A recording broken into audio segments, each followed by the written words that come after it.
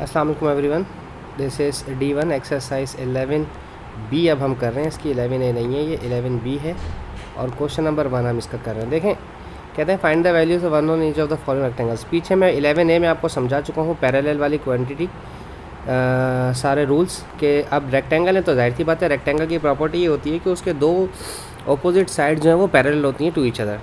अच्छा, अब अगर हम बात करते हैं इस लाइन की, लाइक ये हमारा Z बन रहा है DC वाला, ठीक है। मैं इसको यहाँ पर अलग से बनाकर दिखा देता हूँ। D से C, C से A और A से B, ठीक है।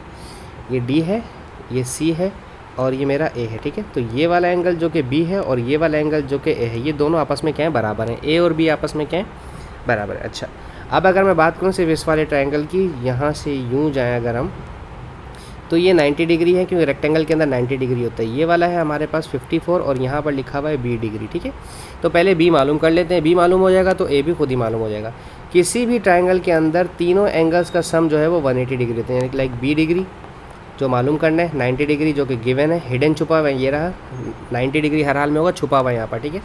Plus 54 is equals to 180 degree, ठीक है।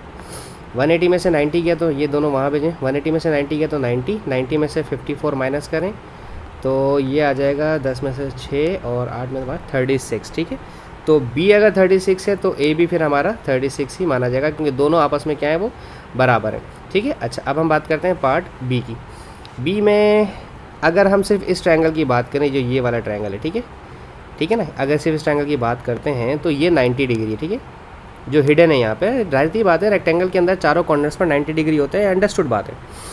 तो अगर मैं सिर्फ इस ट्रायंगल की बात करूं तो ये C डिग्री प्लस 39 डिग्री और प्लस 90 डिग्री जो कि हिडन है, ये तीन एंगल मिलेंगे तो 180 डिग्री बनेगा। 90 वहाँ जाएगा माइनस होगा तो 90 हो जाएगा और 39 वहाँ जाकर माइनस करवाएं तो 10 माइनस 9 हो जाएगा 1 और 8 माइनस 3 हो जाएगा 51। C आ गया 51, ठीक है।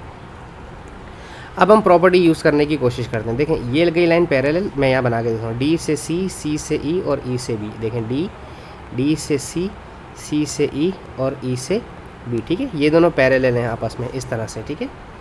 तो ये वाला एंगल और ये वाला एंगल आपस में क्या है, बराबर है। अगर ये C 51 है तो फिर ये भी क्या हो गया, 51। तो यहाँ पर मैं क्या लिख सकता हूँ, यहाँ पर मैं 51 लिख सकता हूँ। अब ये वाला एंगल और ये एंगल 180 डिग्री के हैं। D plus 78 plus 51 is equals to 180 degree, ठीक है।